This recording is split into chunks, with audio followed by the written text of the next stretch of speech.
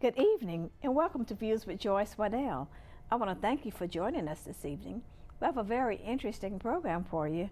We're going to be talking with Miss Sarah Martin. She's a retired teacher. She taught reading. She can teach anybody to read. All that's necessary is the desire and focus your attention, and you can learn to read anything. Reading is the basics of communication. It's the basics of learning. It's the foundation to what every child needs to be successful in school. It's the foundation for what every adult needs in order to be successful in a career. It's the way that we communicate, and the basic way, and all other communications comes from reading. Miss Martin is experienced. She's written 7 books, writing even more. She plays the piano, she plays the guitar, she sings. And all of these relate to a better reader, helping people to be a better reader. And that's why we have titled this program tonight, A Better Reader. You'd be surprised to know that we have children who finish high school. They're young adults. They cannot read fluently. We have adults who are on careers in the workplace, and they cannot read fluently. And so she's going to share with us the mechanics of reading, some things that she's developed, skills, games that all enhance becoming a better reader. And that's our topic. Welcome, Sarah. I'm glad to be here, and thank you for having me. Now, Sarah, were you a reading teacher? Yes, I taught reading, math, social studies, science from grade 1 to grade 6. All of that in one school? Yes. So you taught the reading, the math, not to the same students? The same students with elementary ed. I'm an elementary education teacher, so we had to teach all the subjects, but reading was my favorite. And so when it came to math, were you very good in math? I was good, but I always liked to have the teachers guide beside me. So you were teaching in what grade when you taught all of that? I taught first grade, my first year teaching, and then they transferred me to second grade. And I had the son of the principal in my class. That was very interesting. That was a challenge as well. It was a challenge. As well as an interesting right. topic. But I wanted all of them to learn to read. Back in the 1960s, like 68, 69, 70, a great amount of emphasis was placed on phonics. I totally believe in teaching phonics. And for the audience, as we talk about phonics, we're talking about the sounds. Phonics, you said it exactly. Phonics is learning letter sounds. That's a simple way to put it. When a child learns the sound of letters, he puts those sounds together and he's able to decode. He's able to say words. And when a child can say words and pronounce them correctly, it's going to increase his vocabulary, his spelling, and his comprehension. Now, years ago when I taught elementary school, we had, the emphasis there was experience stories. And for me, I just write little simple stories. This book is really is insignificant at this time. Well, I think that's wonderful because you could teach phonics from your stories you have. But what I found out, the philosophy is if the child can say it, you can write it, and the child can read it. Sometimes that's a disconnect, because sometimes they can say it, and I can write their exact words, and I tell them to read it. Right. In some kind of way, it's a disconnect. Yes, because... and so I taught them, I would write the stories and let the child come back and read it. But I found out that, and I learned this the hard way, it has to be simplicity using the vocabulary that they know. Sometimes they know a vocabulary, but they can't see that vocabulary in print and recall it. When a child learns phonics, you can take a bunch of words from anywhere, from the newspaper, from a magazine, anywhere, and that child knows how to pronounce the word or words using the rules. When I taught phonics, I didn't only teach the sound, I taught the rule. For an example, if I were teaching the short vowels, I would teach a rule in a short word with one vowel. That vowel is usually short. We have to say usually because there are some exceptions to the rule that does, words that do not apply. When that child learns that short A, the short E, and I, and O, and U, and he already has learned the consonant sound, he will put those sounds together and say the word. This also helps that child to spell and pronounce 4 and 5 syllable words. Now, Ms. Martin, you taught for 30 years, but and you wrote 7 books. Yes, all of my books are not on phonics. The first 2, my first book I wrote titled... How many pages are in your first book? The first book about 27 pages.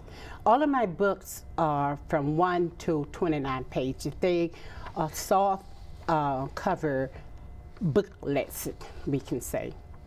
And you wrote 7 of those. Yes. And as you wrote your books and you had them published, did you get a copyright for your books? Oh, I do that before I show anybody.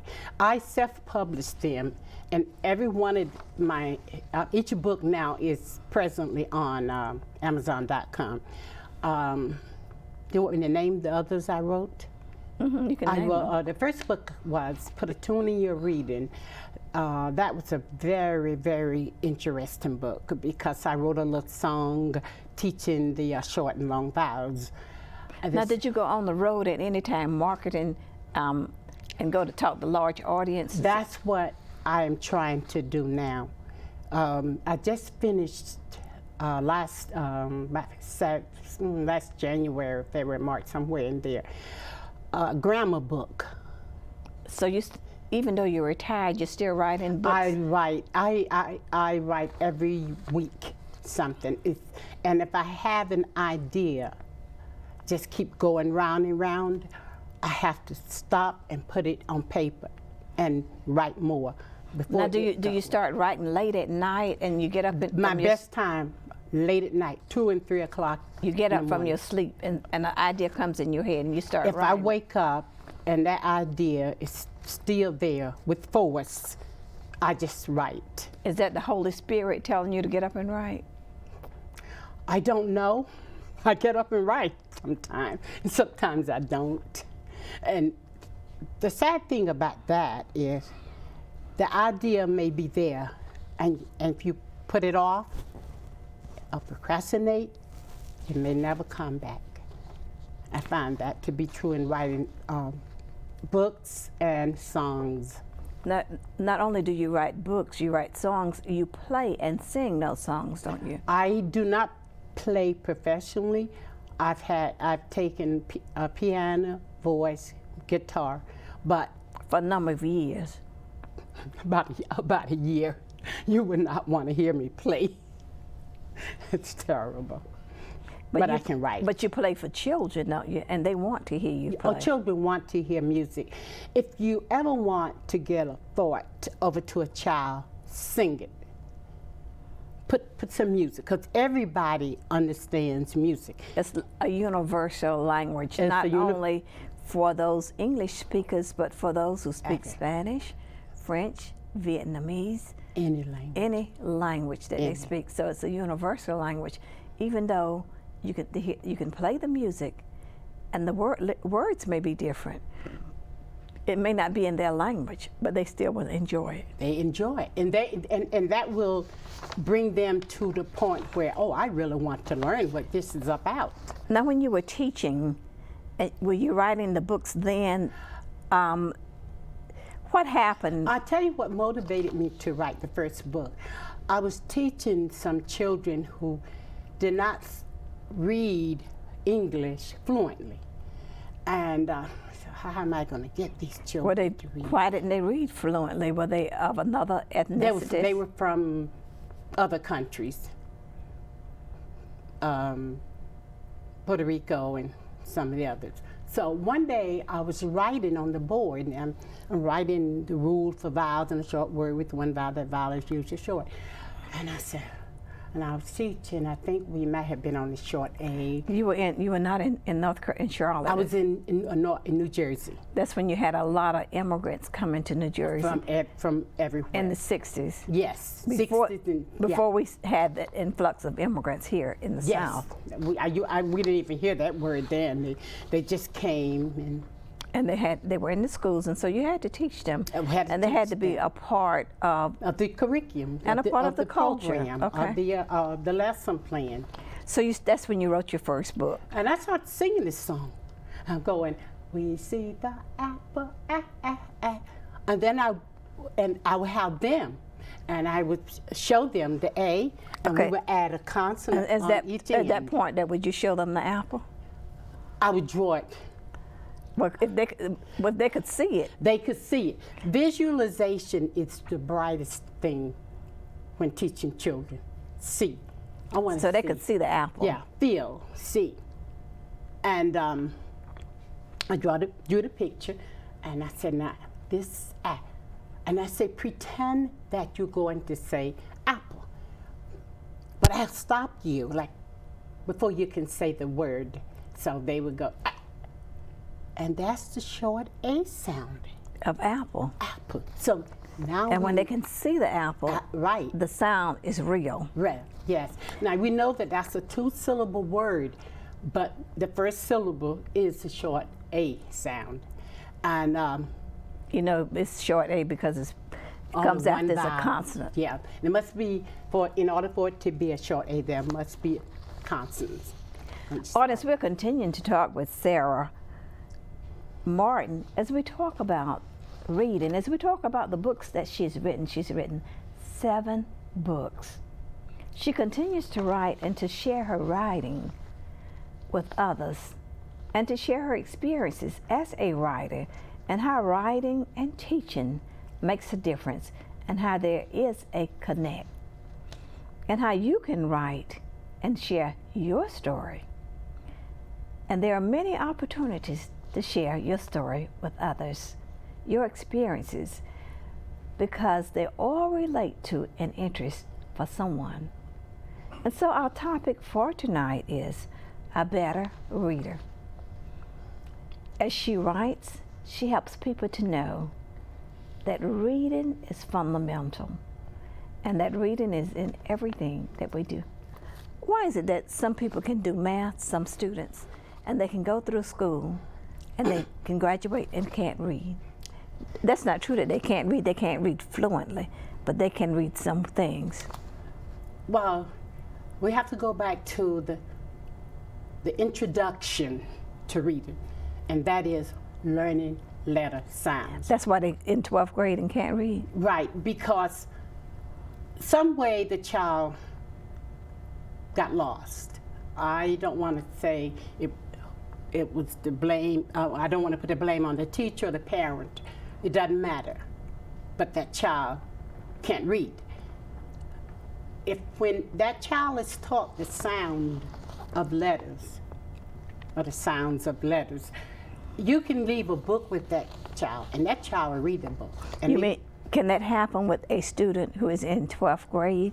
He would have to go back. I had a student once, 10th grade, and had trouble with 2 and 3 4-syllable words. And I had to go back and take those syllables and break them up. And did he learn how to read? He learned. We took syllable by syllable. We learned the short. He knew the consonant signs. Now, do you see the same thing with adults? Have you taught adults how to read? Same thing, yeah. Have you taught them how to read? I've taught some adults. When I was living in New Jersey, I had my own tutoring school, and I had all ages. And basically, I used the same approach in teaching. Teaching letter sound is teaching letter sound, no matter to whom you may teach it. And I think what is happening now. Well, someone has said that students learn through different methods. Some are auditory learners, some are visual, and some are kinesthetic. And that's the approach that you use. Have you found that to be true? We all learn through each of those. Uh-huh.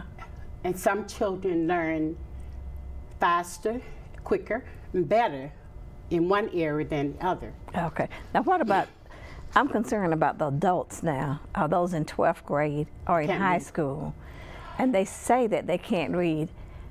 I believe that they can call words. I believe that they have not stayed in school 12 years and cannot read. They can read something. They may not be able to read on a level, an acceptable level, but 12 years, somebody taught them somewhere something. There is a lot of reading, a lot of reasons a person may not be able to read after becoming an adult. It could be some learning problem.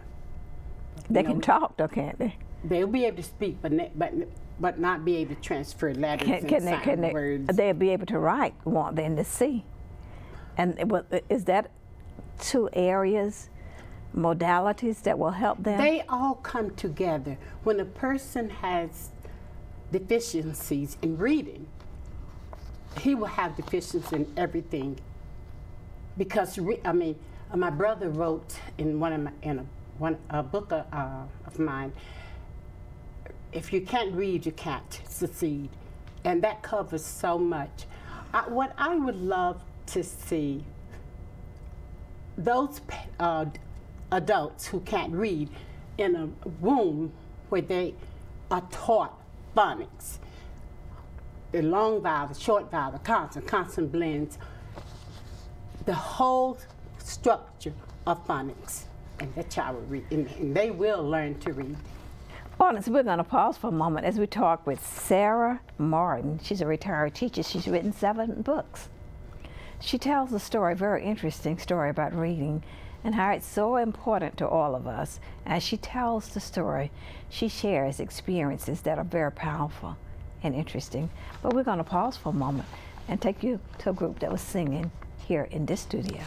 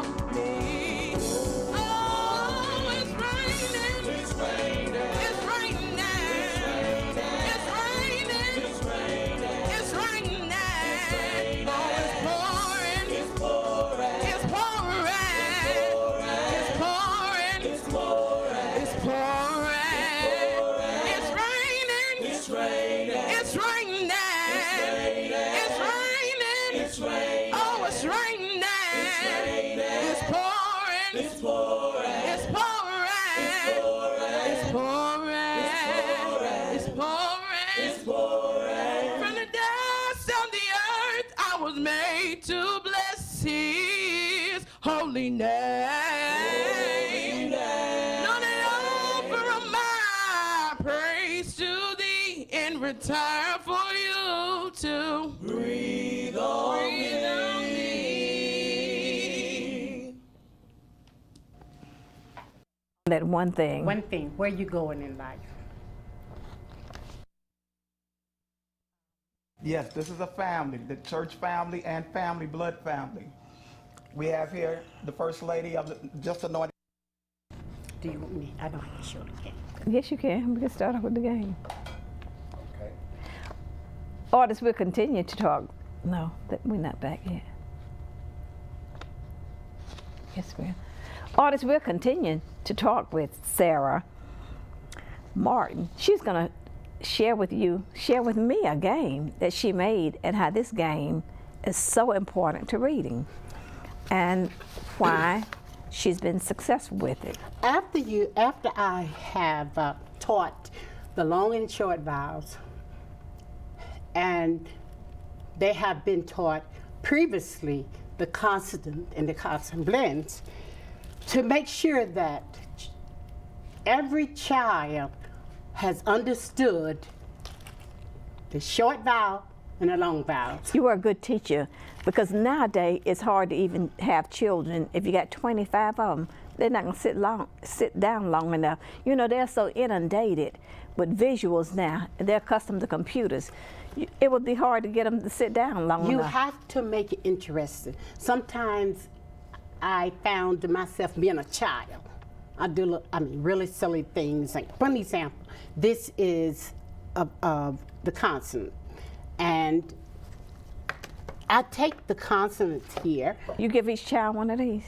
Each child, yes. Like playing bingo. And they will have it on their desk. This is like playing bingo, isn't it? It's like playing bingo. But here, let's give you the, we'll give you V. And you take the V and make a word. And make a word on here? Mm-hmm. I don't see a V on here. Yeah, you take the V, you may take, I'm sorry, gave you the one more. Take this and make a word, Bill. I'll make a V. Why do I have to have V? Vake. Is vake a word? Which one? It's A-K-E, it's vake. And vake. It's not a word that I know of, but that just gives you an idea of how you can make words. Let's take another one. And here's V-I-C-E, vice. Vice. There you go. The vice president. Uh-huh. Okay. There you are. And then you can take these others and make words. And after the child makes So you mean you can get children to sit down long enough to do this? What age is that? This is age second. You can get them to sit down, each child with this, to sit down long enough to do that? Yeah, because sometimes I give a prize and see who can make the longest list of words. Sometimes you don't use prizes because you don't want to make them feel there always has to be something given to them to learn. Okay, now with this V, okay, I would put it in front of U-B-E, Vwjw. Is that a word? That's. How would they know that it's not a word? Because when I put it in front of Vic. Vic. That's a word. Now, yes. Now we'll stop at that. And then I may say, what's your word? And you say Vic. And then another child may have. And I put this V in front of 0 O-O-L and it's bull. Is that a word? That's not a word. It's a sound. Now, if you're only teaching sounds, you can do that. But if you're teaching words, you can't. And the child keeps on. How do you make them? Now, for an example, you just keep going. D-R-O-P. It's drop. Okay. And when the child makes the word. So each child would have a different set of We have a different word or words. Well, okay. Let me have a different word or a different set of words. What happens when you have the fast learners over here? Everybody doing the same thing. The fast learners over here yelling, they're finished theirs, and the slow ones can't even make. What I always do with that, I say, okay, you just hold yours 1 minute. Let's just see someone else. And we just wait, because children have to learn that we all don't learn at the same pace. Okay. And I think teaching patience and respecting others is very important. I think that's more important than them learning the rules here. Then they go to the board, and everybody wants to go to the board and write his word. Now, I must focus on each child. Not today, they wouldn't be going to a board, they would be going to their computer. They probably go to the computer. And type those came about after I retired. And they would type their word, and you would see the word. Yes. Because Just so I wasn't there. Because they would have a smart board, and you would have a smart board up here that they don't come up and touch your smart board. Well, I'm so poor in computers, they probably would have to come and help me. Artists, we're continuing to talk with Sarah Martin as we talk about the books that she's written. She's written 7 books, and the reading that she's helped people learn to read. So she's sharing with us the importance of it and how you can have a story and how you can write. Can every teacher have something that she can write about? Every teacher. Every teacher needs to write and publish. No. No? I don't say every teacher needs to write and publish, but every teacher should write something that the child would be able to use. Should every teacher be able to write her experience that she looks back over her career? Is that important? That's not important, because there may be some things that that person wish not to share. Can they write about the things, the good things that they want to share? Good. Successes.